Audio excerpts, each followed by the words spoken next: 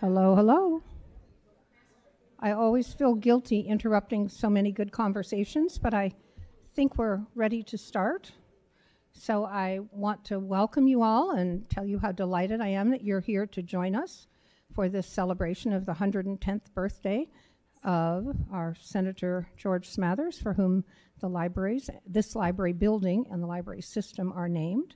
And we're going to start with a short documentary about George Smathers to sort of refresh everybody's memories of him before we turn to our panel and our moderator, John Mills, to actually have some discussion. So feel free if you need to refresh your iced tea or lemonade or to go and help yourself. But I hope you'll enjoy this very short documentary, and then we've got a great panel for you. So welcome all of you, and thank you so much for coming. The Soviets have constructed a hydrogen bomb. We're in the middle of a space race. The Chinese are communists. We're coming off a Korean War. There's still problems with French Indochina. What do we do about that? This is the Cold War era of the 1950s. The nation has survived the Great Depression, helped win a world war in Europe and the Pacific, and brought home GIs like George Smathers, who refused to back down from the challenges that test America's power. He's a Cold Warrior. He's the quintessential Cold Warrior. On the threshold of America's post-war boom era, George Smathers answers the call to public service, building political friendships that shape the country's policies for a generation, and launching his home state of Florida into the national spotlight.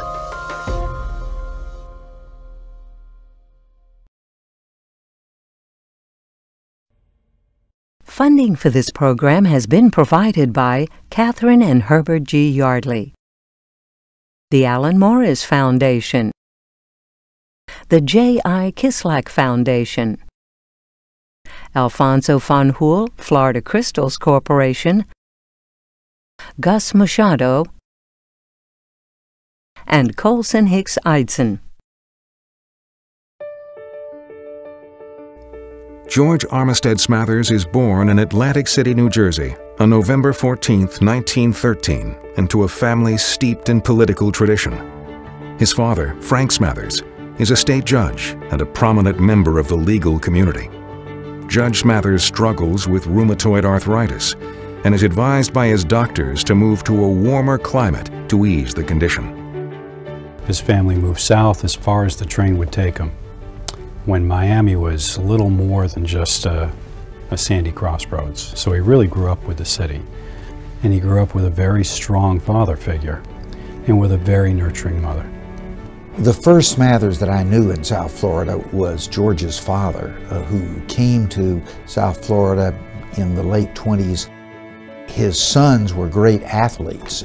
George, in fact, was what you might call a red shirt at Miami High. He stayed an extra semester so he could play another fall of football. My brother Phil and George were very close friends. They were roommates later when they were together at the University of Florida, and continued a lifetime friendship.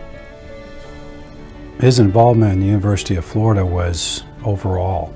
You go back and look and see what he did. It was from academics and involvement with their forensics program and oratory competitions, to the basketball court, to track and field.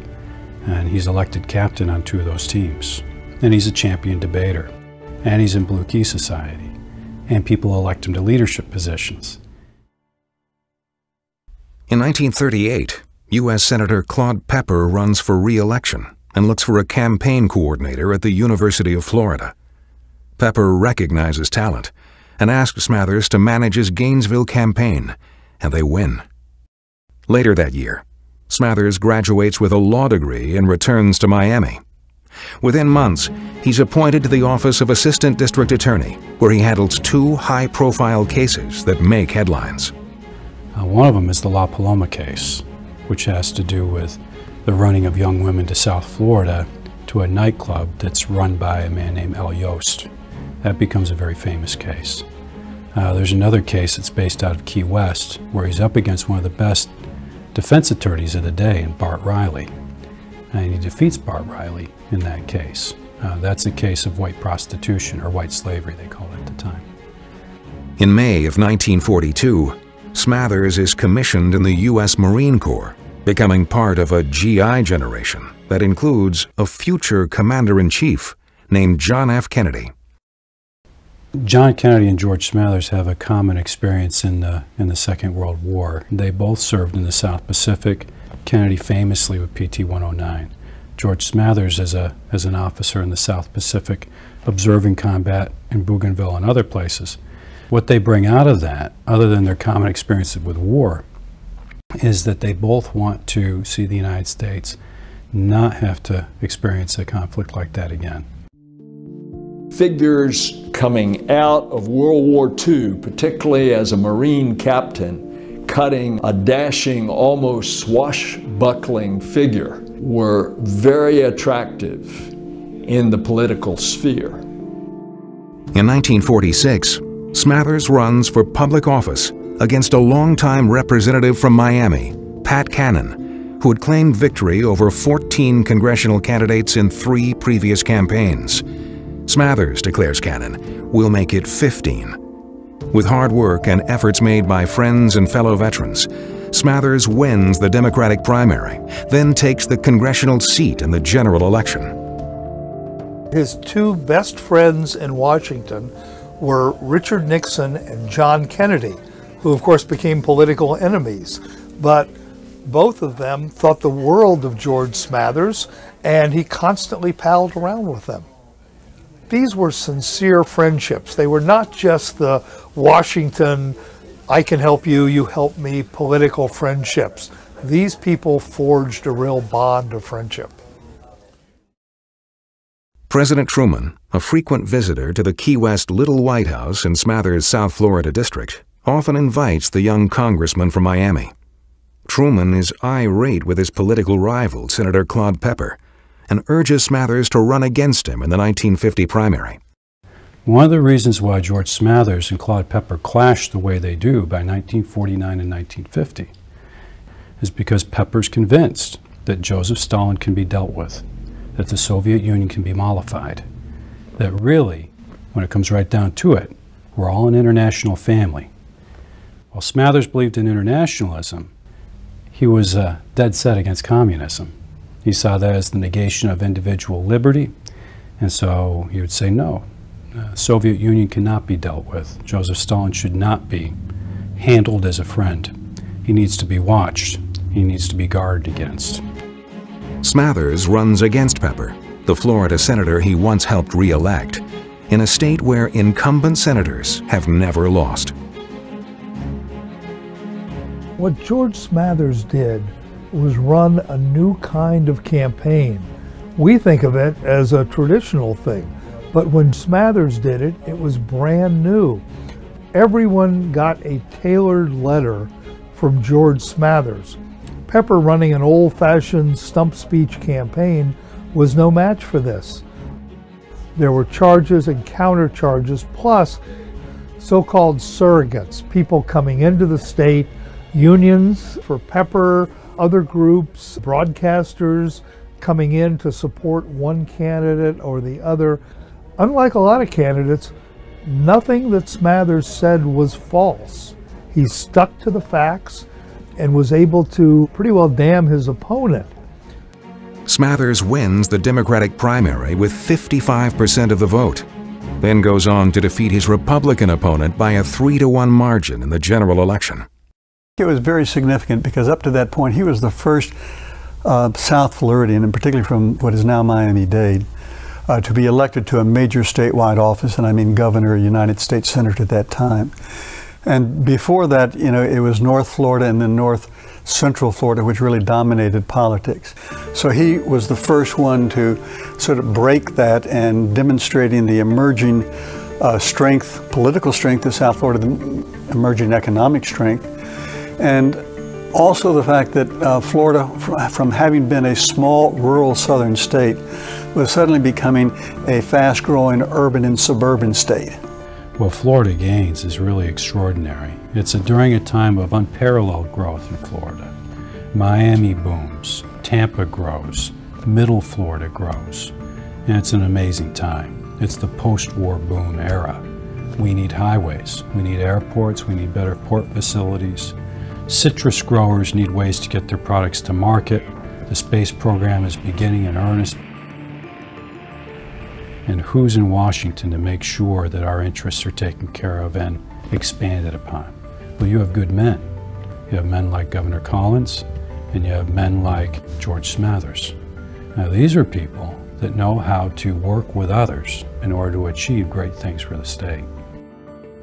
His work within the inner circle of leading Senate Democrats is recognized at the 1952 Democratic National Convention in Chicago. The Florida delegation picks him as a vice presidential nominee, but Smathers declines. His interests remain firmly in Florida and in the country's emerging relationship with Latin America. He saw Latin America in several different levels. Geographically, of course, South Florida sits at an intersection. It's obvious. If there's going to be international trade, the Port of Miami is going to benefit. An import-export bank will benefit. Inter-American associations will benefit. It was always a challenge for him to get people to listen, that as valuable as it was to help out Europe, as valuable and necessary as it was to support our interest in Asia, they're right next door. They are sister republics. And if we don't help them, who will? Latin America was really an afterthought to both the Truman and the Eisenhower administration. And I remember reading one speech where finally Hubert Humphrey and Jack Kennedy began to argue that, hey, look, I think Jack Kennedy was the one who said, Yugoslavia has received more aid, foreign aid, than all the 21 countries of Latin America combined. When he consistently gets up and asks for help for Latin America, consistently, from the time he first enters the House until he leaves as a United States Senator, he becomes known early on as the senator from Latin America, in almost a joking way. But people know that's where his interest is. John Kennedy was one person that understood his affinity for Latin America. They'd been friends since 1946. He was the person, the only person in official Washington in Kennedy's wedding.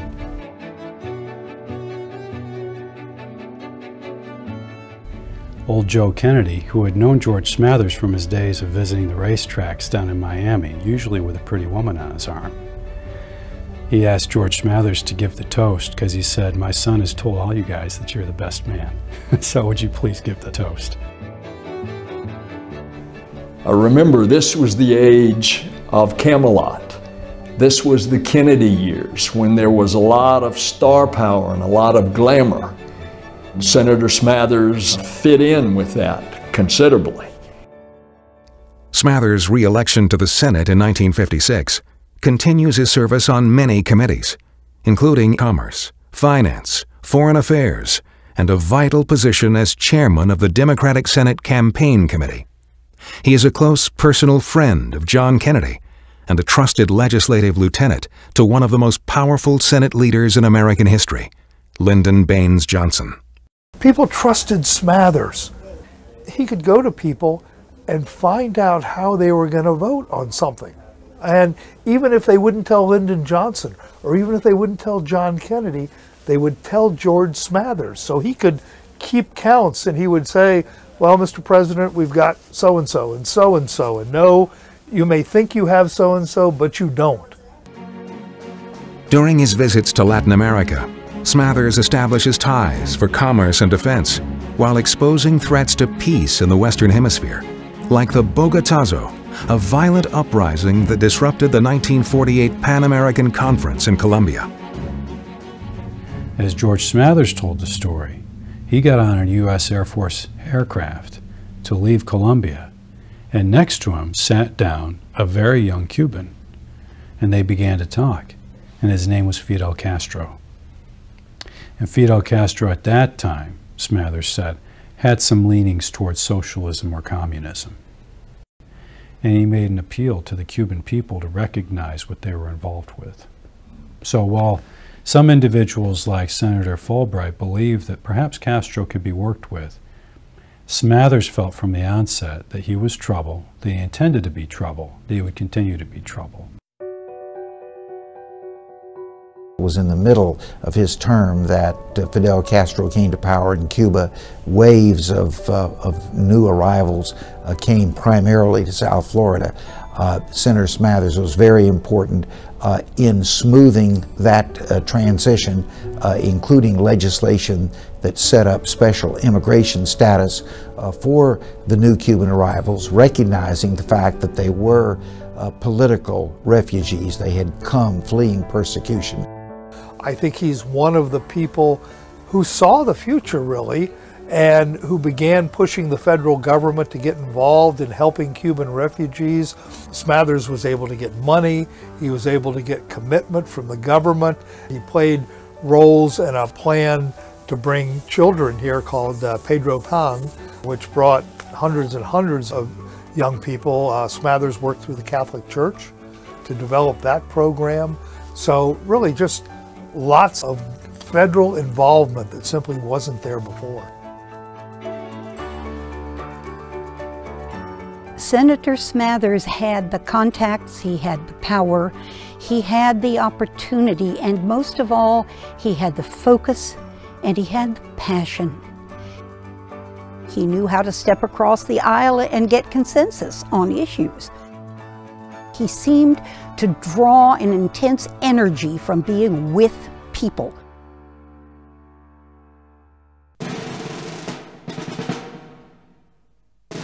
The 1960 favorite son candidacy of George Smathers was really a political ploy. It was a way for Florida's political leaders to hold our electoral votes really as kind of a hedge against what we might want or not want at the National Convention.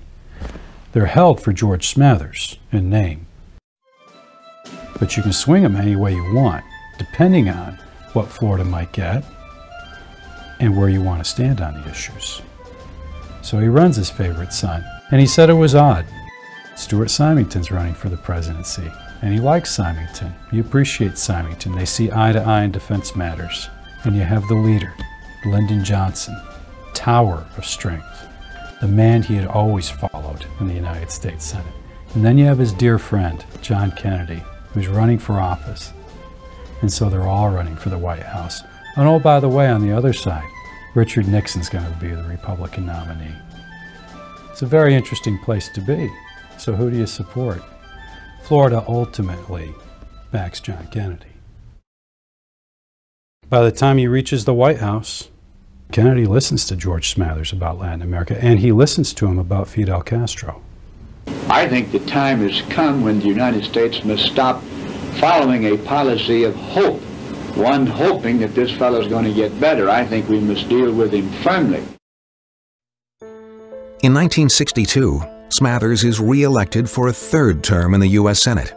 He warns about risks to the nation from the military buildup and Soviet missile sites in Cuba. The United States and the free world cannot, if it is to survive, retreat in the face of communist aggression or communist subversion, and that we are going to stand.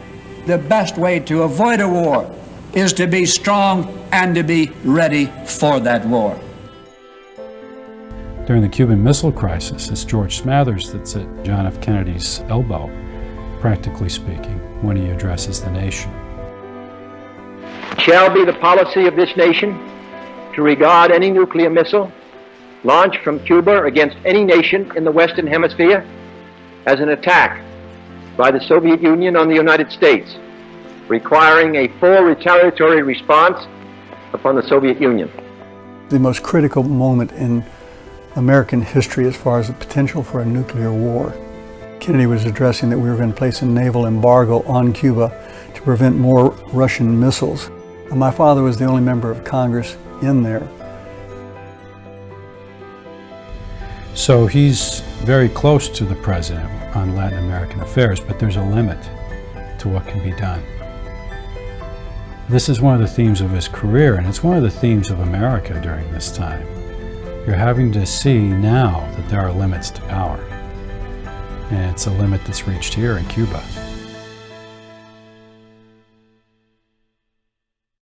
Kennedy, of course, is a great proponent of the space program, and that helps Florida tremendously. We're going to reach the moon before the decade's out and return a man safely to the Earth. That takes a great effort in the state of Florida. To have George Smathers be the president's best friend in Washington certainly helps. Apollo command and service modules will not only bring... U.S. Air Force Colonel John Powers comments on plans for the space program in an awards luncheon in Miami on November 22, 1963. Congressman Dante Fascell breaks in with news on the president. This program has been shot while in Texas, and we don't know how serious it is. I'm sorry to have to make that report. Thank you, honey.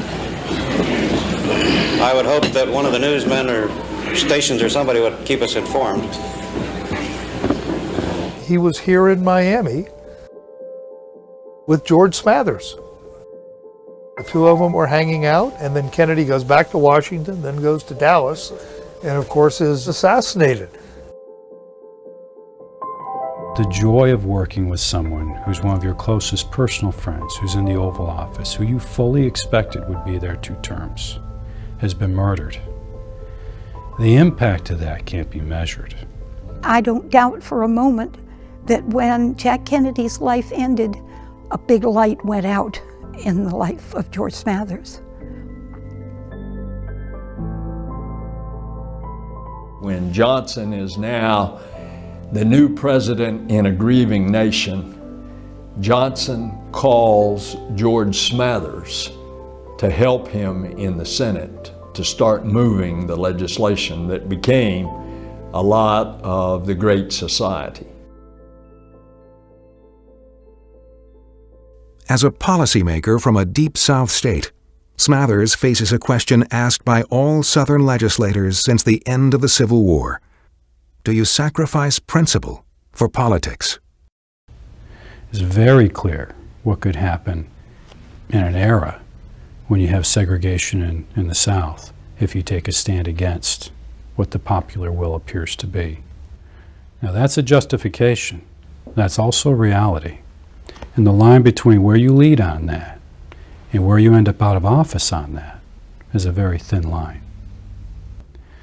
As a person, you'd be hard-pressed to find someone who is more fair to all people than George Smathers as a public servant.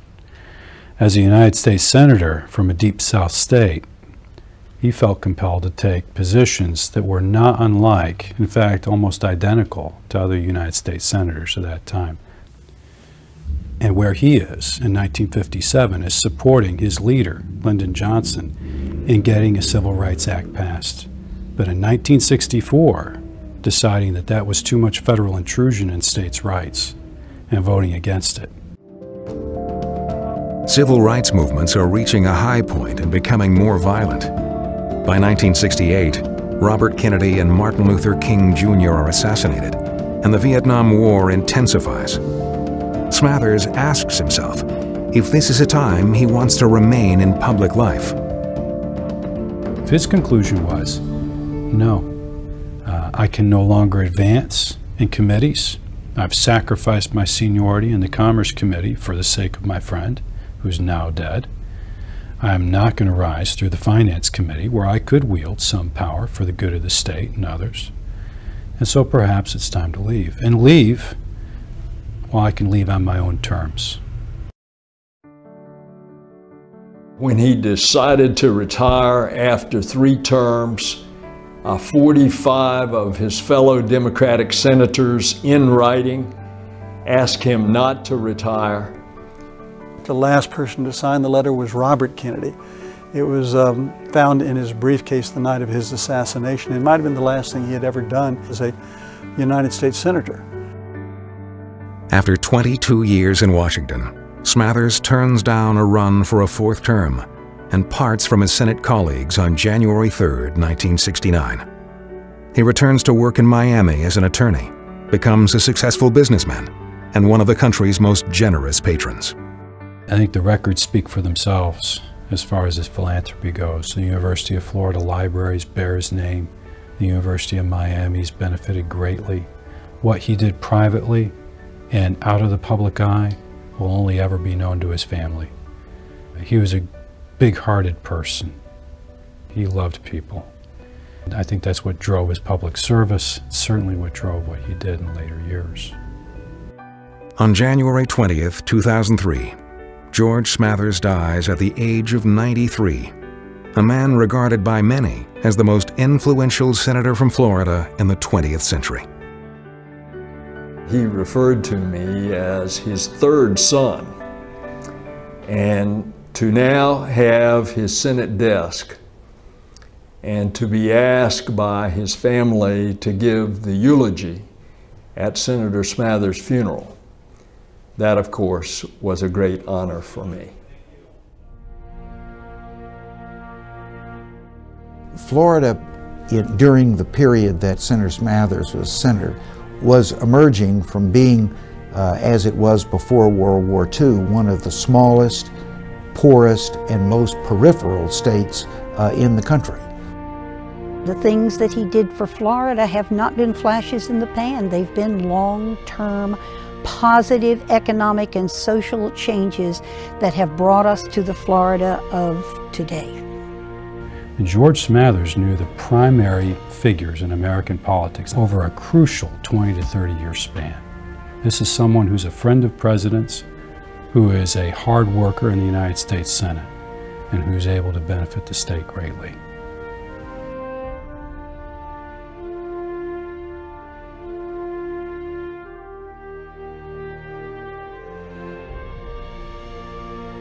Democracy requires a dedication and a love of liberty that will make us willing, as was said in the last words of the Declaration of Independence, to sacrifice for it, to pledge our lives, our honors, and our sacred fortune, if need be, in order to defend it.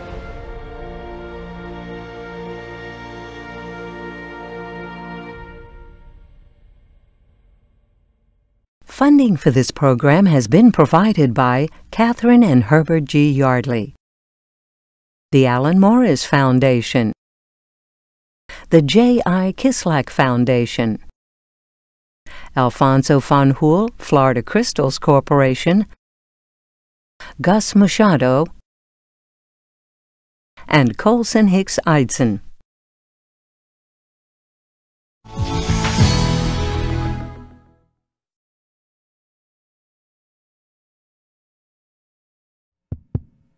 What an extraordinary history.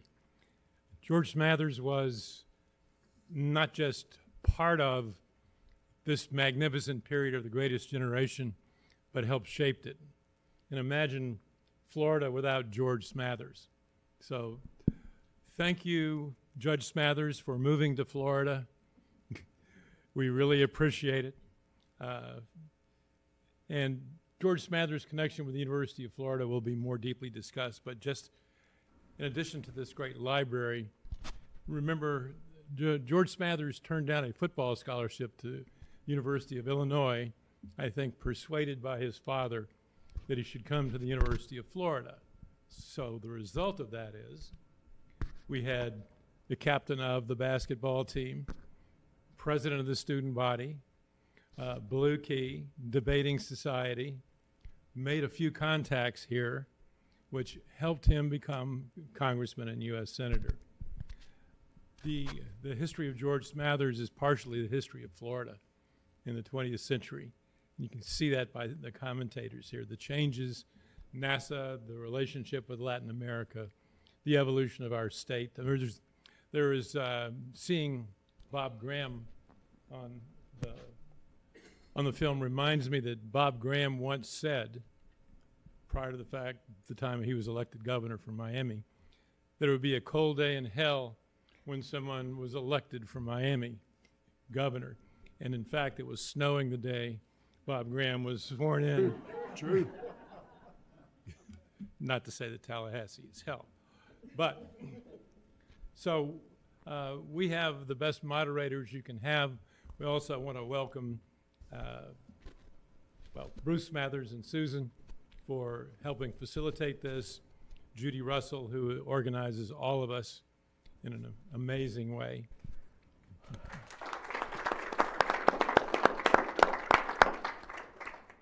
So we have Jim Clark, who was the author of one of the books we saw there, is a professor at UCF, a UCF football fan. You can ask him about that later. I think he has a national championship trophy he's trying. We have Bill Nelson, who you also saw, who is perhaps the legacy of George Smathers is the persona of someone like Bill Nelson, who got things done, get things done, and gee, happens to be the administrator of NASA at the moment. What a coincidence. And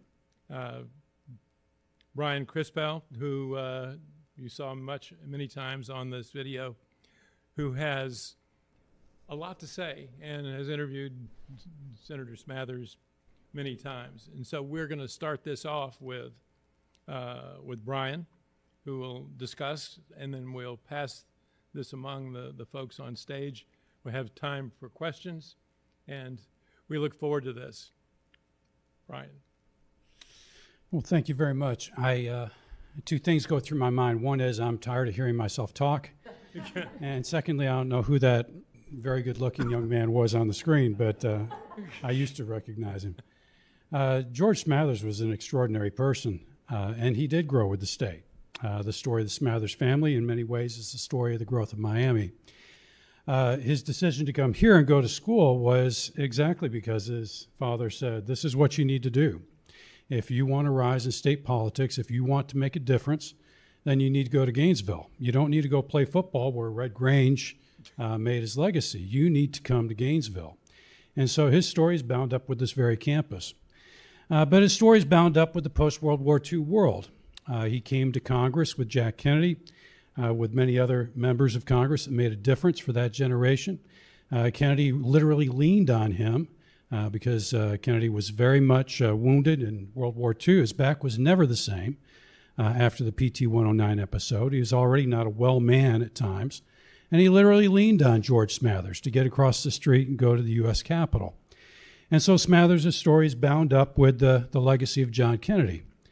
And once he was in the Senate, I'm going to bypass 1950 and leave that to Professor Clark.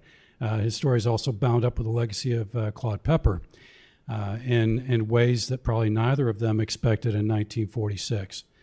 But it's bound up also with Lyndon Johnson. It's part of Hubert Humphrey's story. And it's certainly the story then of what comes for the United States as we move from 1946 through 1968. And so he's a fascinating person, very interesting man, and very interested in the legacy of the United States overall. He is a devout anti-communist, a profound pro-capitalist, and that makes him someone who was out of step sometimes in 1946 and 47, but someone who was seen as more far-thinking and far-reaching the more you got past 1950, 51, and 52. And that was certainly the case with Latin America, who he went to the end of his life, I believe, and his son could confirm this, saying that Latin America, those were our firmest friends. At home, his son spoke Spanish as well as English. At home, he made sure that everyone understood that Colombia and Venezuela should be as close to us as Canada. And so he is a man of great convictions. And so I'm glad to talk about any number of things about Senator Smathers. But again, thank you. Thanks. You want to do a little University of Florida background here, and then? Yeah, I did want to mention that we are here in the Smathers libraries because of an incident in 1950. The primary in Florida was in May, so that, you know, it was 8 months before the new Senate comes in. So this was the first primary in the country. Oh, thanks. And so immediately after the primary and the Smathers victory, Smathers got a call from the University of Florida president saying, hello, we'd like for you to be in the lead car for the homecoming parade. And about September, Claude Pepper called the president of the university and said, hey, where's my invitation to be in the lead car at the homecoming parade? And the president of the university said, gee, we've moved on. And Pepper, after that, hated the University of Florida. And that's why his papers are at FSU. So even today they are dueling. They have dueling libraries. The Smathers Library here and the Claude Pepper Library in FSU. I did a couple of things. One, kind of some myths about the election. First of all, the Claude Pepper maintained that Smathers had smeared him. And you've all heard the expression red pepper. And the inference is that came from Smathers. It did not. The first mention of the term red pepper comes in an editorial in the Washington Post criticizing Claude Pepper. There's also the great speech that Smathers was supposed to have given about, my opponent's sister was a thespian in New York. And that never happened. And Senator Smathers offered a reward of what, 10 grand? Is that still on the table, Bruce? Bruce will give you the 10 grand if you can prove that he gave the speech. So there were a lot of myths about it. And plus, Smathers had the luck, I think, in both of his races against incumbents, against the congressman in South Florida and against Claude Pepper. Both assumed they were going to win. They did not take him seriously. And up until the last moment, Pepper thought he was going to win the race. Senator Nelson, who has not only the in-depth experience in all of these offices, but also happened to be the roommate of this guy, right? So my life has intersected with the Smathers family, going back to the time when I was a student here at the university and went to Washington for the summer and was an intern in Senator Smathers' office. To be duplicated the second year in the summer as I am getting ready to transfer to Yale. And I meet the senator's son, Bruce, who is already at Yale. And the two of us become roommates. That friendship has endured over the years, so much so that Bruce introduced me to my wife, Grace, and I returned the favor by setting up Bruce with a blind date with Susan Gamble from Titusville. And their son is my godson. And so you can see how that has interwoven. As I said in the film, indeed, it was a great honor for me to be asked by the Smathers family to give the eulogy. And what I observed, these two professors can bring out so much, but it was a different era in politics, and what a contrast. Of course, the state of Florida was a completely different place. As indicated by we were kind of a backwater state coming out of World War II. And because of the experience of a lot of veterans having been here, Florida set about and with the development of the jet airplane, air conditioning, and especially mosquito control. Florida blossomed into this megastate that we know today. And right as the coming of age of Florida, here is this very attractive, very tall and handsome United States Senator that is a friend and came up through the House, not only of Kennedy, but also of Nixon. That then becomes a deputy, in effect, to Lyndon Johnson as majority leader. of which, when Johnson has his heart attack, he tells Smathers, I want you to take over the Senate. Now, because of Florida's politics and segregation at the time, Smathers knew that he couldn't do that. He ran the Senate temporarily until they got the whoever became the substitute there, until Johnson could come back to the Senate. I particularly wanted to come and bring the news about Smathers and the space program. And so I have our NASA historian looking at the role of George Smathers. He is coming here to Judy's house, the Florida libraries where the Smathers papers are, and is going to do more of an in-depth evaluation and conclusion on George Smathers. But just the fact that he was one of the best friends in the Congress of John F. Kennedy. And just as Kennedy had hammered on the Eisenhower administration in the election of 1960 that they were behind the Soviet Union, and therefore when Kennedy took over, making the decision, I'm going to tell you one vignette.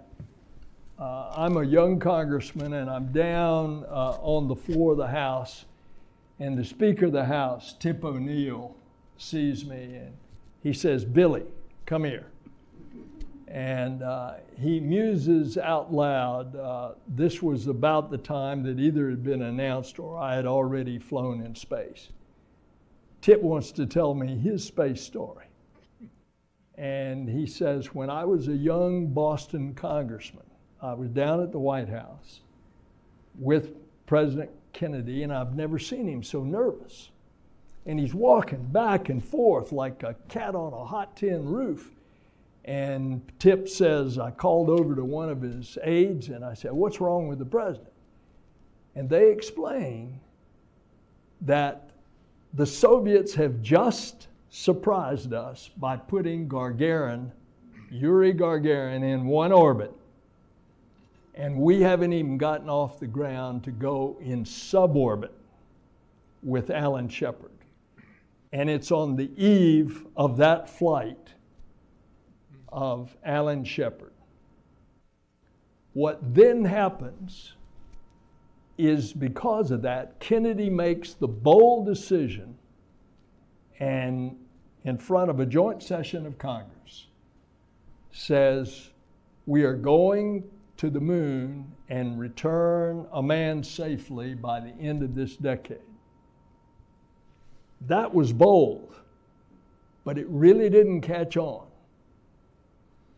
We flew then in suborbit Gus Grissom. In the meantime, the Soviets go back into 10 orbits with German Titov. By the way, parenthetically, I got to tell you something about that. What we didn't know in the secrecy of the Soviet Union is those two cosmonauts did not complete their space flight. They bailed out because the spacecraft did not have the capability of landing. And so now it is 10 months later, and John Glenn shimmies into that little Mercury capsule on the top of the Atlas rocket, of which we had a 20% chance of catastrophic failure. And John Glenn remakes the history. Now the nation is incredibly engaged. So President Kennedy goes to Rice University and makes what the Kennedy family tells me is the second most demonstrative speech that he had ever made, the first being his inaugural speech, Ask not what your country can do for you, but what you can do for your country. And at Rice Stadium, in front of 10,000 people in the stadium, he says, we go to the moon not because it's easy, but because it's hard. And that speech then put us off on this incredible journey. Senator Smathers, whenever Kennedy was coming to Florida, Smathers was by his side, as he is in that photograph on the screen. This photograph is 6 days before he is assassinated. And if you look at the people in that front row, this is in a blockhouse down at the Cape. There wasn't a Kennedy Space Center then. It wasn't Cape Kennedy. That was a temporary name until they reverted it to Cape Canaveral. This is at Cape Canaveral. And in that front row, from left to right, with the lecturer, George Mueller, are George Low, Kurt Debus, who was the head of, later to be, the Kennedy Space Center, and one of the German rocket scientists that we were able to get instead of the Soviets at the end of the war. Kurt Debus, then I can't identify the next gentleman, then was Jim Webb, the second administrator of NASA who took us to the moon, President Kennedy, Hugh Dryden, another great name in space history, Werner von Braun, the head of the German rocket team, then Major General Leighton Davis, and then Senator Smathers. They are in a blockhouse, and you know it's the blockhouse because you can see the periscopes up in the ceiling of the blockhouse. And in front of them on a table displayed is what they are going to build at the future, what will be named in honor of President Kennedy, the Kennedy Space Center. You see there the replica of the vehicle assembly building. You also see in the background on the table a facsimile of the rocket and the mobile launch tower that takes the rocket from the vehicle assembly building all the way out to the pad. A scenario that we still use today with the most powerful rocket ever, which we have already test flight a year ago to the moon, and of which will launch with a crew of 4 astronauts, an international mission, 3 Americans and 1 Canadian astronaut, and that will launch in 1 year to the moon. So, well, it would be hard to be more dramatic than that, Senator. But maybe we can talk a little bit about, Brian, the political value of George Smathers to Florida and his relationship as it began in Congress. His relationship there and what the relationship, well, NASA, the issues in Latin America, but the heavy reliance that apparently you had talked about in terms of Lyndon Johnson, the guy who counted votes was George Smathers. Well, that's right. And his influence as a congressman is usually overlooked because of the dramatic 1950 election against Claude Pepper and then his long 18-year Senate career. People forget that in 1946, he was pretty quickly recognized after he was elected. This is a dynamic young man. Good looking, clothes horse, as they would say back then. But he got to Washington, they realized there's a whole lot there. He was quickly being used by the Democratic Party as a national speaker, and that brought a focus and an attention to Florida. After the election in 1950, it wasn't long after that Lyndon Johnson's elected to the Senate, and they become quite a tandem. Johnson rises to the position of majority leader. I think, well, you may disagree with me, the most powerful majority leader of our country's history. I don't think there's been another one, certainly in the 20th century, who's been able to command the Senate floor. And this is an era that is different. There's party discipline, there's party unity, not like what you find today, but beyond that, you find Republicans and Democrats that work together because of the common experience of World War II. They don't want another catastrophe that leads to 50 million people dying just on the battlefields. And you would say that George helped count votes across the aisle? Across the aisle. He knew Republicans as well as Democrats. But he would be whip for Lyndon Johnson. When Johnson pushes him to be majority leader, he will turn him down. He is not going to do that. It's not out of fear, but because what's the state of Florida want? What do they expect? And plus this, and this goes into places that only he and his family would know. When Lyndon Johnson wanted something done, he wanted something done now. An hour ago would have been fine, but now is even better, and I will call you until you get it done. That's how much he trusted George Smathers, though. He will get it done. I'll call him.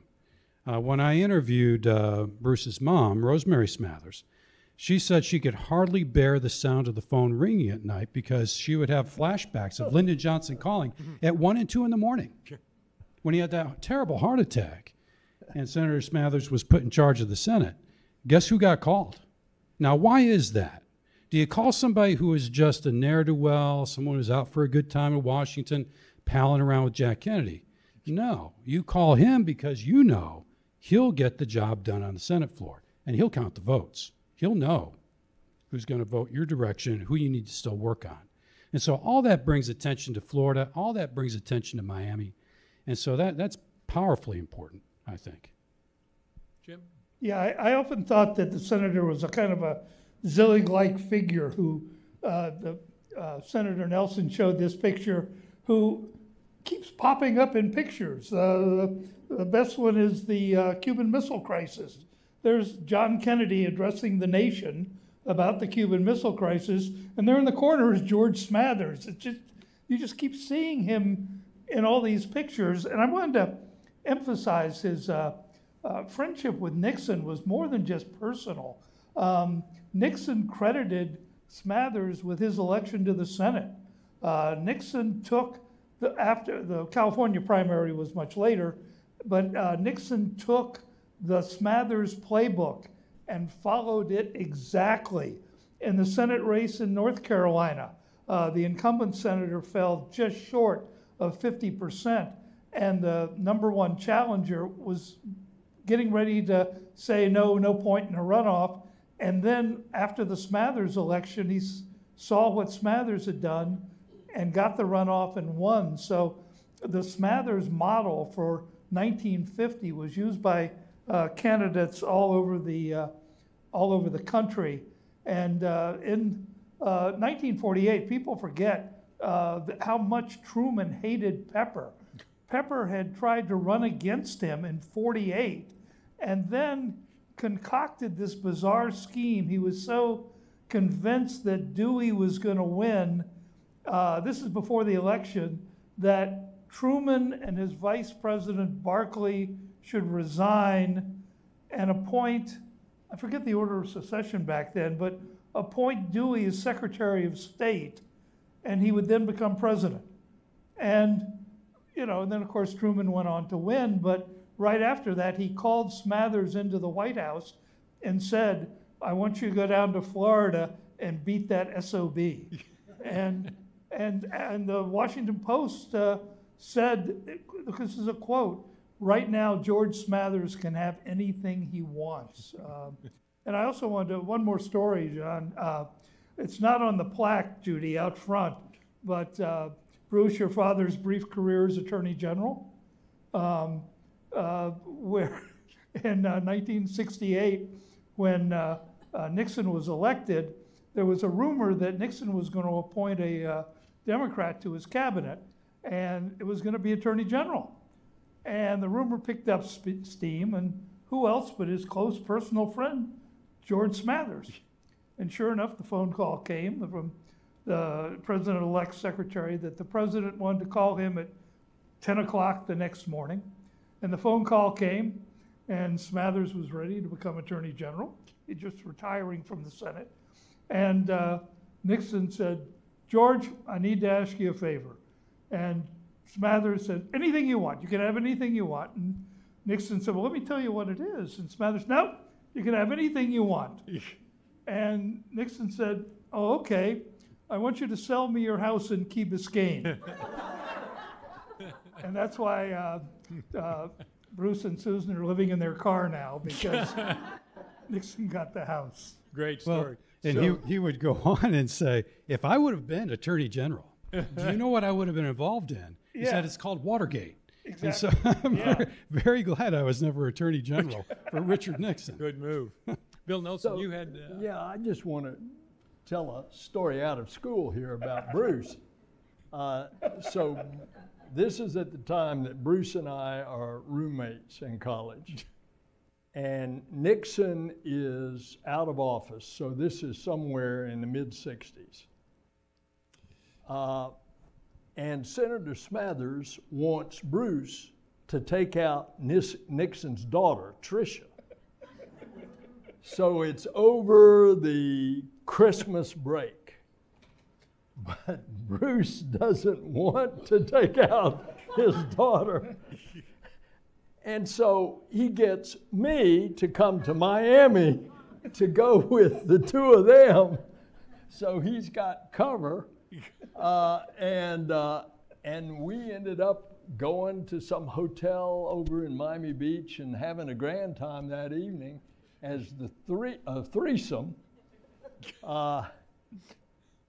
And I ended up staying in that house that he insisted that he sell, and all of Smathers' stuff is boxed up in the house, and I didn't have a place to stay, and they decided that I could stay on one of the beds in the house that's just about to be vacated.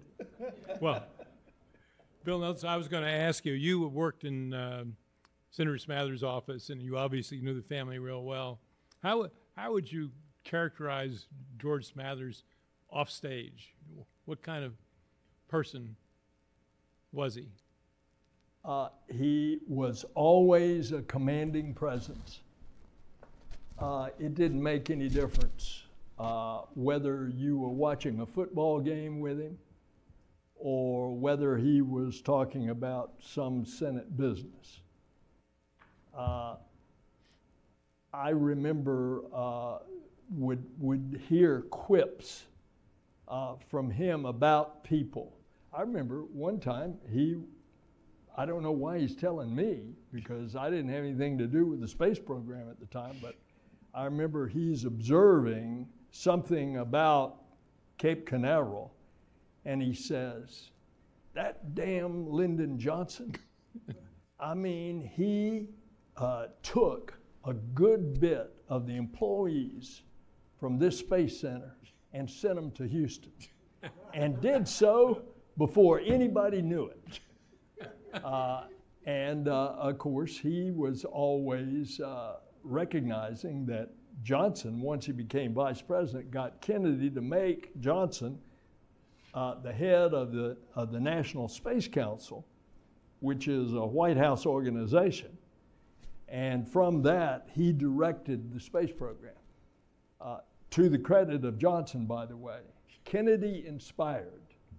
Kennedy got it going, but it was Johnson that implemented that whole thing of us successfully beating the Soviets going to the moon.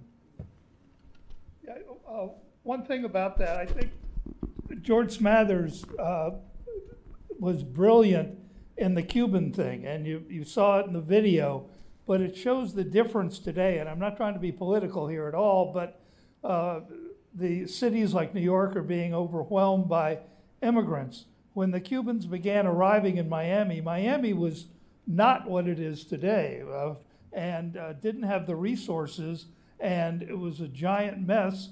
And George Smathers went to Kennedy and said, This is not a Miami problem. This is a United States problem.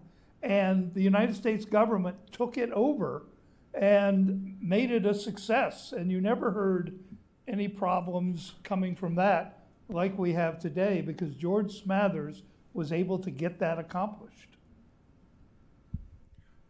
Well, now we have an opportunity for a few questions from the audience. Carol has the microphone. Hello, testing. So, anyone? Or Was that a joke about selling the house? No, Bruce, it's became the Key Biscayne White House. And that's what Senator Nelson was talking. That's a true story. That's where I stayed, Yes. with all the boxed up furniture. Smathers was moving out and Nixon was moving in.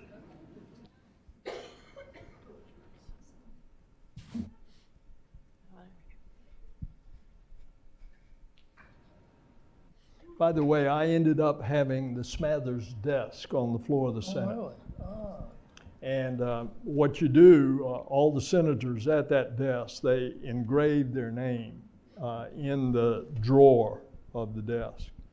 And there, probably 25 senators have had that desk. And so among them is Smathers. This is a question for Dr. Crispell. Obviously, Senator Smathers was not in office when the United States signed the treaty with Panama to turn the canal over to Panama. What were his views about the canal and Panama controlling the canal, given his close his respect for Latin American countries? Well, it's a good question. I've never, as I sit here, I can't recall if he had a strong view on we should give it back before the treaty expires. Of course, under the Carter administration, that's what happens. There were enough demonstrations that we thought it was a losing proposition to maintain American possession of the canal. And so it's given back to Panama, and it's undergone renovation since then. Keep it a major artery. At the time, I don't recall him ever saying, and I may be wrong about this, but I don't recall him ever saying that needs to go back to Panama earlier because of my respect for the region. It was more this, that whatever they needed to help defend that, in our ways as the United States of America, we should defend the Panama Canal. That canal zone should be retained by us then, so that we can help them. Again, there's a fine line there too. Do we just maintain the Panama Canal zone because we are the big brother? Are we doing that to maintain the integrity of the Latin American republics? Is that simply a front line then of the Cold War? I think it's all those things. What it is not, though, is a sign of disrespect to the Panamanian people. I think he saw it as a practical reality, in other words. And you're talking about, what, 25 years at least before it's given back? I take that back, 15 years by the end of his career before it's given back.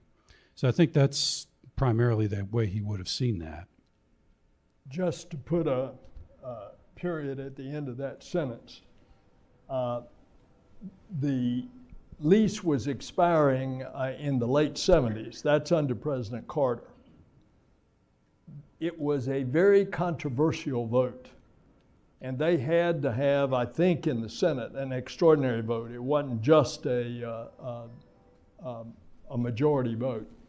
And so they had to get every vote that they could, including almost every Democratic senator vote. And both Lawton Chiles and Dick Stone voted for it. But Dick Stone was up for re-election, and he paid the price. And I think that was in the Democratic primary that followed when Bill Gunner won the primary over the incumbent senator, Dick Stone, with a lot of that angst coming out of the Panama Canal vote. And subsequently, Bill Gunner in the fall election, if I have my time correct, was beaten by Paula Hawkins. and she served then as a Republican senator for one term. I think it was 1978, or it must have been. Was it Gurney or Hawkins? I can't remember. It was Hawkins. No, it was Hawkins. Gurney was the previous decade. Yeah. I think it's an excellent question because it goes to how we perceive and also how we react and partner with Latin America. What Senator Smathers wanted was a full partnership, not, he would say, a hand out, but a hand up, a real friendship, and not something that's just a big brother trying to help a little brother. He saw that because of the people he'd grown up with in Miami, some of whom were Cubans, and he made many forays to Latin America, and he feels very closely to that region, not just economically, but personally. If you look closely at that 1946 photograph, when he's elected to the U.S. House, there are people that clearly are Latin American in that photograph that immigrated to Miami, and they're right there with him. The Alliance for Progress that occurred first, or occurred under President Kennedy, is not followed up on by Lyndon Johnson. That's a sore subject with Senator Smathers, I believe, later on. It's really consumed by the Vietnam War and by the Great Society and other things we're trying to do. And Lyndon Johnson's forte is not Latin America. And that was the limits, I think, of George Smathers' influence on Lyndon Johnson. But it says a lot about our really being consumed by Southeast Asia. Had we continued on with the Alliance for Progress, what would have been Panama's reaction to us over time? I don't know. I don't know that anybody could say. But I think that's a vital piece here. Had we moved quicker in the early 50s to help out Latin America the way it should have been helped, the way we helped Europe, the way we rebuilt Japan, would we have had a Fidel Castro and a communist Cuba? I think it's far less of an opportunity for that. So it's a great question, because where would he have stood on it? I don't know over time as a sitting senator. But at the time, had we continued on with the Latin American Alliance for Progress, it would have been less of a problem. That's an awfully long answer to a very good question. While you're looking for other questions, I know some of you, or all of you, talked to Senator Smathers after he retired. What are your thoughts about why he retired? There was an allusion in the film about President Kennedy's death. What are your thoughts about why he retired? I think the fun went out of it for him. I think it's his, here was a guy who everyone in the Senate loved. And going back through the papers, you never see another senator from either party taking a shot at George Smathers. And he was having a great time. Who wouldn't have a great time in the Senate where everybody likes you and where you have national influence? And then all of a sudden, one of his best friends dies. And I think, Bruce may know this better than I, but I think after the assassination, even though he served 5 more years, I think he decided pretty quickly he was not going to be a candidate in 1968. Well, that's true, and I think the joy does go out of it. There's also this. One of his other very good friends in the Senate was Russell Long of the Long dynasty in Louisiana. When George Smathers gave up a powerful committee position in order to take a seat on the Senate Foreign Relations Committee for President Kennedy to oversee some of the things having to do with our interests around the world, that left Russell Long as a very powerful chairman of a committee that Smathers was a part of, but he would never try to lever Long out of that seat, and just by seniority, never really practically could do it. So there's no political power in that way. The fun's gone out of the Senate, and the Vietnam War is at its height. Let's not forget, after 65 and 66, 67 and 68 are not very good times in the press for Senator Smathers.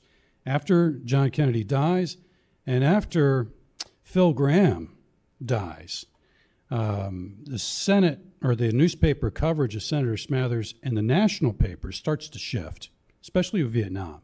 So you're getting heat there. It's no more fun anymore. And there's other things to do in life. And so he decided to do that. You may have a personal. Well, as a matter of fact, I remember him saying it would be one of these times that I was hanging around Bruce and would absorb what I would hear him say. And indeed, he said one point, Russell Long will be there as long as he wants as chairman. I don't have any chance of being chairman of the Finance Committee. By the way, just to let you know, it took me 8 years to get on the Finance Committee. It was considered the committee in the Senate. We only did 2 things. We did Obamacare and we did some trade bills.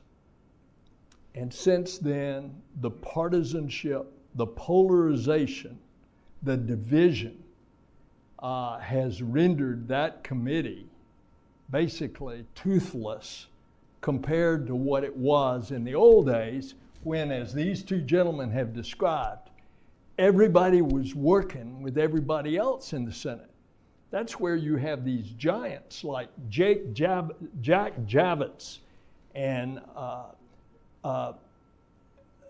so many of the Johnsons, the Humphreys, the Smathers, the Hollands, that all could get along with each other. The Everett Dirksons, they could all get along. And they'd have their fights. It was kind of like in the early days when I went to the House. Tip O'Neill, the Speaker, the minority leader, Bob Michael, they'd have their fights, but at the end of the day, they were personal friends and they could work it out. That was what was great about the Senate when you had so many of those giants. And a lot of them were on that film.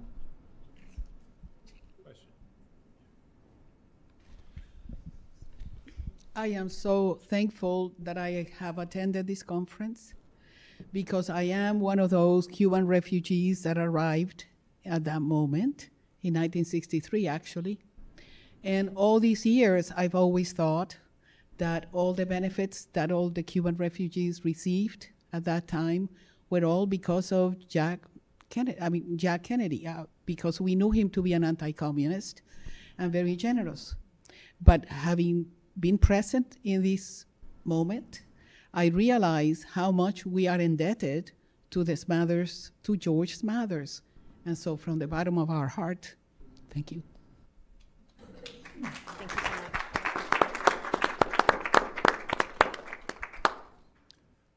Other questions?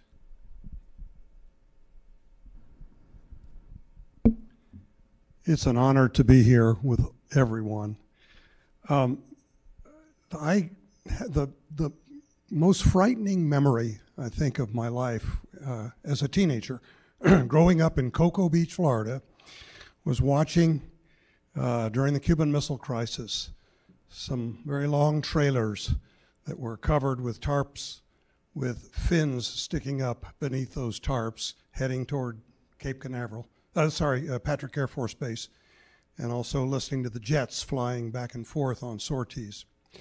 Could you elaborate a little bit more on the role that Senator Smathers played in helping President Kennedy navigate and mitigate that crisis with the naval blockade and everything else that was put together? I have to believe he played a role. The role that he played was outside the cabinet room where we have recordings. There's an excellent transcription of the Kennedy White House. Of course, Kennedy kept a taping system in the White House as other presidents did. Nixon too, unfortunately for him. But the Kennedy White House, Jack Kennedy controlled that tape recorder. When the tapings occurred, it was only the Executive Council, or the Executive Committee, ExComm as they called it. When he left the room, though, he would meet with a number of people. And one of those people was George Smathers. Smathers' interests there were for the civil defense of South Florida, like you mentioned. There's virtually no air cover from Miami. We aren't expecting to take an air raid from anywhere in South Florida. They were deathly afraid, and it came up in the Executive Committee, that you would have a raid on Miami. And before we could respond, you could have a lot of civilian deaths. So you better take care of this very, very acutely. You need to make a decision now about how we're going to handle things in a week when we go to a blockade. I remember talking to Bruce Smathers about this, that out of nowhere came official jets to pick up his father and others and ferry them back to Washington so that they could meet. This is October 1962. And so they bring in United States senators, U.S. congressmen. In one case, U.S. senators and key senators, including George Smathers, are brought in to meet with the president. And I think just the president and a couple of his aides alone. They were very combative. Smathers was not, but a lot of the U.S. senators were very combative, especially Richard Russell from Georgia, who felt like we weren't doing enough. What Smathers is able to do outside of the room is temper that. Look, they're doing what they can. We're taking care of civil defense. Who knows where the blockade may go? We can't call it a quarantine because that's a military measure. It can be a blockade's a military measure. It can be a quarantine. And so this quarantine that is put in place, his number one concern is the coastline of Florida. And so what he does outside of the room is more important than what happens with the executive committee, which is mainly the cabinet and other key figures. But he does have an influence there, and he is in the Oval Office, and the only non-press person that's in the Oval Office, and that's telling. It's no accident that that photograph that you saw in the movie, that in the back of the room over in the corner, the only member of Congress in there is Senator Smathers when Kennedy is giving that speech, that Bruce and I are watching in New Haven, Connecticut. That is so visibly etched in my mind, that grainy black and white TV. We were not yet roommates until the next year. But boy, the tension was there. There was one member of Congress in there. Understand, it was a different White House. Somebody that was an insider like Senator Smathers would come and go at will. When I go to the White House now, you ought to see all of the number of security checks that I have to go to, and I'm lucky if I get the government vehicle that's carrying me to come in the gates to get me within a football field walking distance before I can actually walk in the actual White House. Wasn't that way back then. I remember, for example, upon Kennedy's assassination, his dad decides that he's going to take Bruce and me down to the White House for the beginning of the funeral procession. We just walked right in. I mean, he was an accepted part of the White House personnel. And so it's not unusual that you would see him in that photograph at time of the greatest tension facing the United States. It's a point of some irritation. And people have forgotten this, but Bobby Kennedy hated that. To Bobby Kennedy, that was an intrusion on the White House, and really, it should just be the family, it should just be the inner circle. And President Kennedy said no. I mean, George Smathers can come and go just like my closest aides, and that was reserved to him. I mean, no other U.S. senator, to my knowledge, ever had that kind of access. So it says a lot. So naturally, when the Cuban Missile Crisis emerges 90 miles off the Florida coast, who's he going to call and who's going to be there to help counsel him at that time, especially about defense matters for the state, but Senator Smathers. John, you asked about Brian and I separately for our books interviewing Smathers. We did lengthy interviews with him in Washington. And the two things I remember most were talking about his career as an assistant U.S. attorney in South Florida. And he said he kind of regretted those days. He said, back then when you're young, you want to lock up everybody. He said, now that I'm older, things look a lot grayer, and I'm not sure everything's quite as black and white. And the second thing that I keep thinking about, I had done a lot of research in preparation, and I talked about how his father was, Frank was a successful lawyer, and George Smathers said, no, he had a he had a small law firm, and he had just a couple of clients, the Davis brothers, and he represented the trolley company. And so I was kind of embarrassed. I thought I had done my homework, and so I sheepishly moved on. And when I got back, I found out the Davis brothers were the founders of Winn-Dixie, and the trolley company today is better known as Florida Power and Light.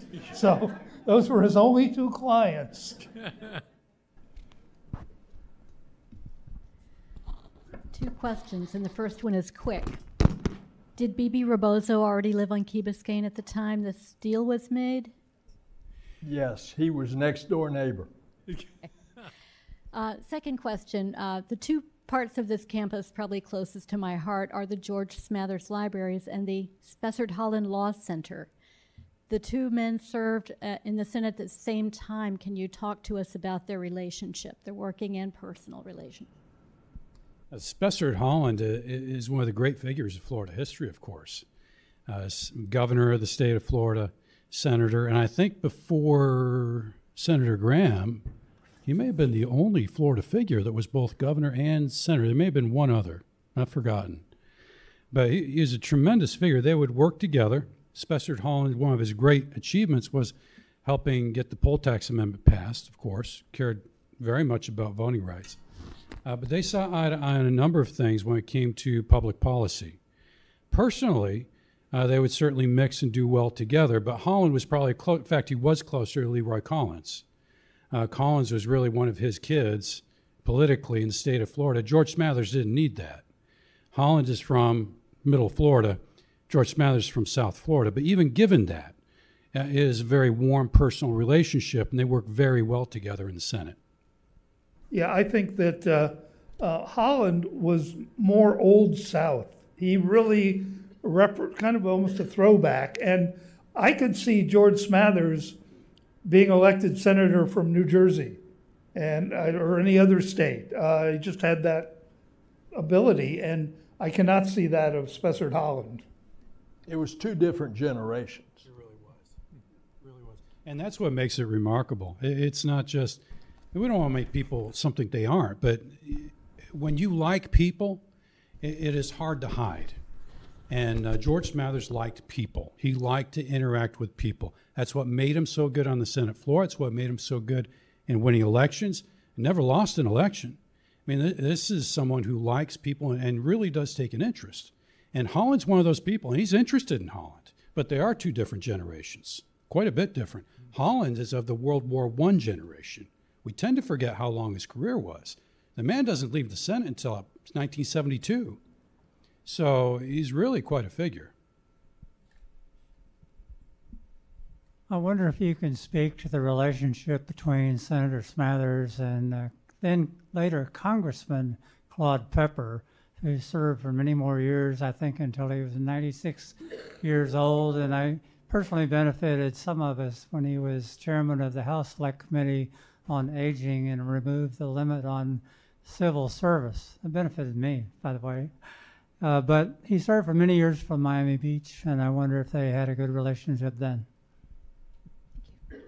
In Senator Smathers' oral history, he makes reference very positively toward Claude Pepper's service in the House and makes the statement in his oral history that he had contributed to Claude Pepper in his re-elections. Now, my own personal experience, I didn't see the relationship there between the two of them when Claude was in the House and Senator Smathers at that point. By the time I went to the House in '78, of course, he was in law practice out of office. But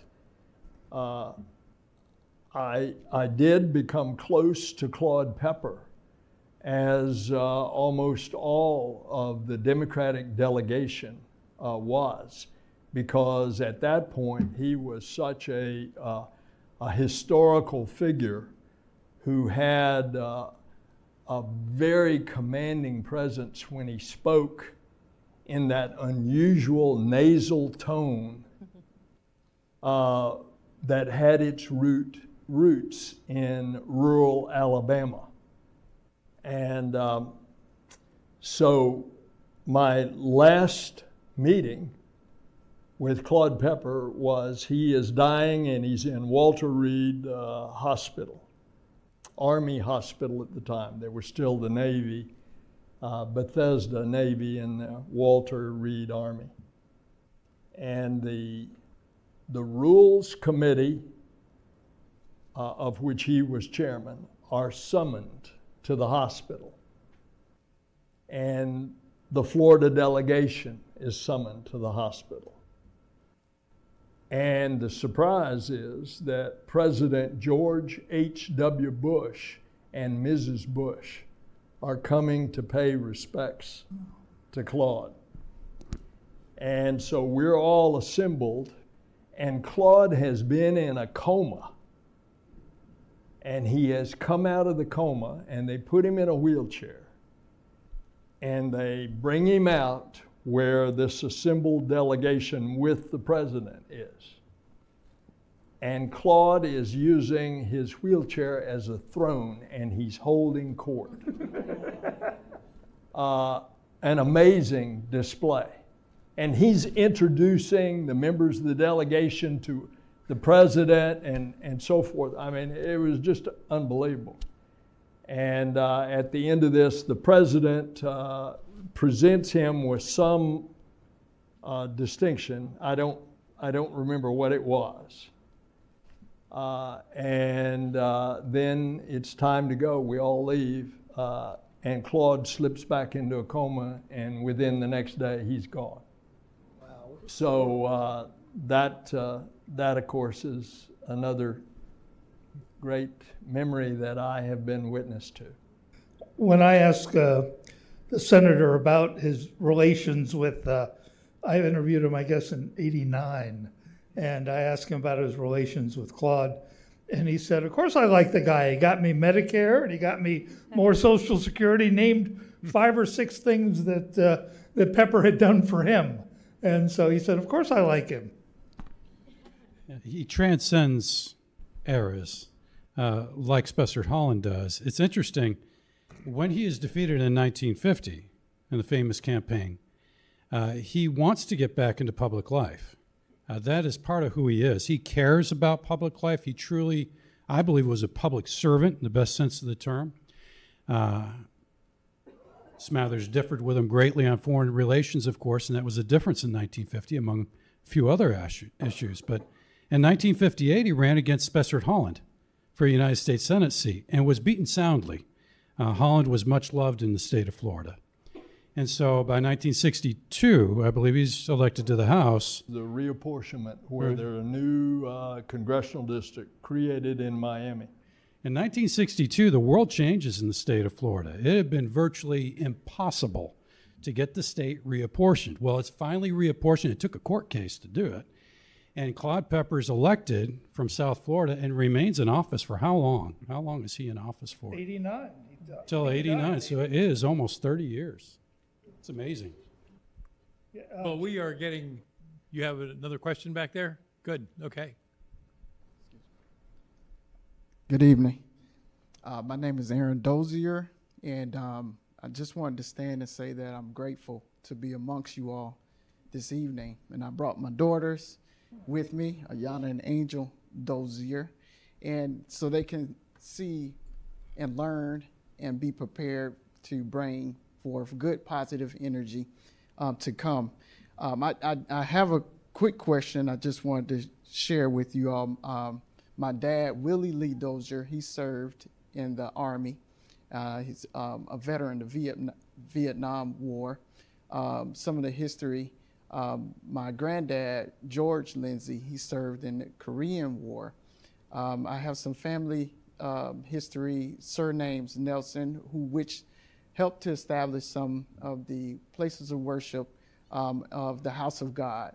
And I just want to say thank you to John Mills, James Clark, Brian Crispell, Bill Nelson, and Bruce Smathers and the Smathers family.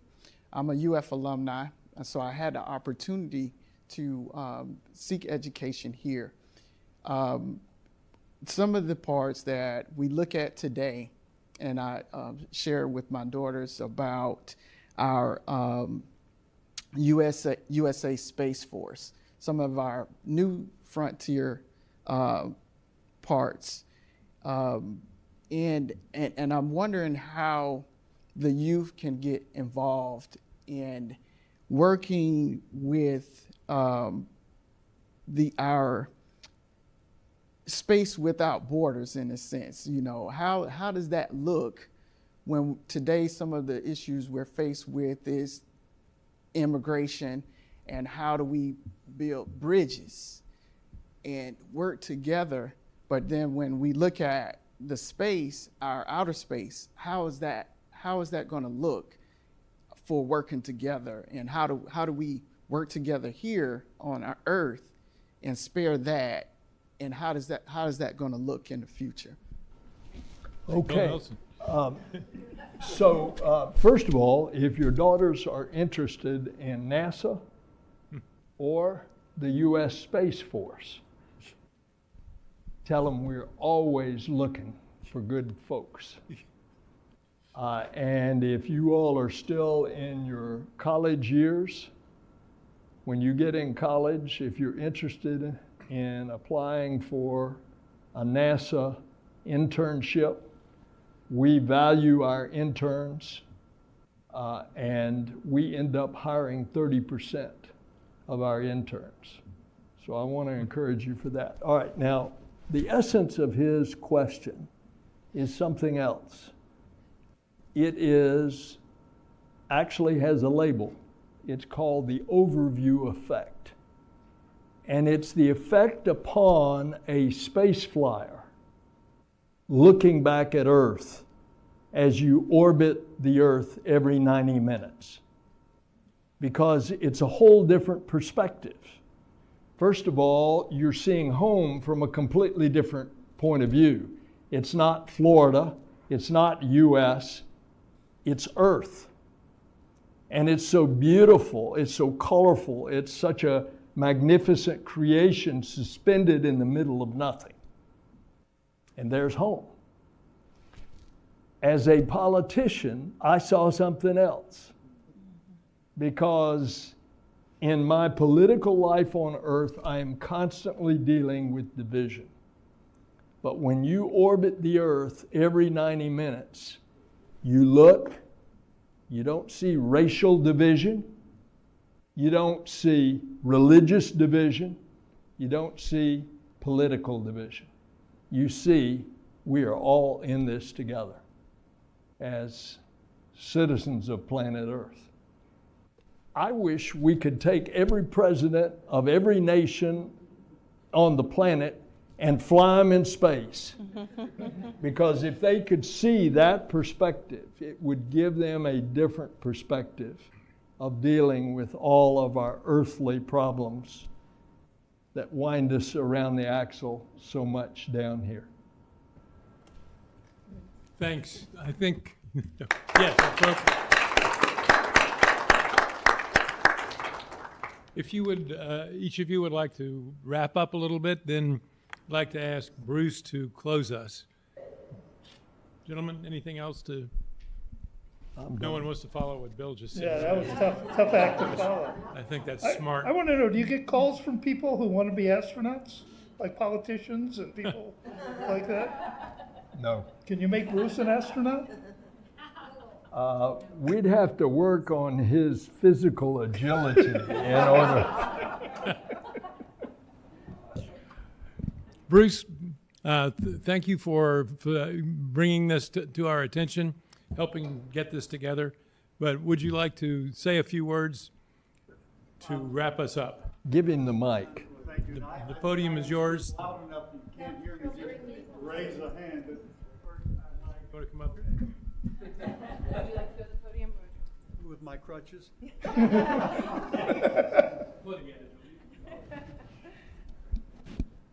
But very first, I'd like to thank Dean Russell for putting this on. She has been a fantastic leader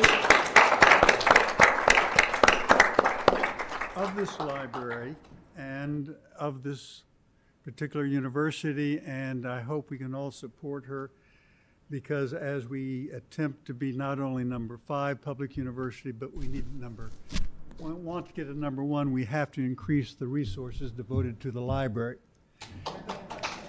That was my one political thing, but I'd like to thank John for being an outstanding moderator. He has been a leader in so many different areas, whether the speaker at the Center for Government Responsibility, Dean of the Law School and everything. John, thank you very, very much. And then to our panels who have done a lot more research than I have. I would say Professor, but Jim Clark, and I would say Dr. Crispell.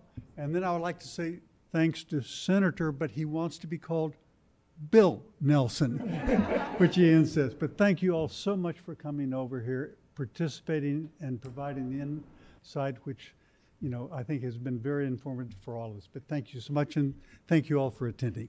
Thank you.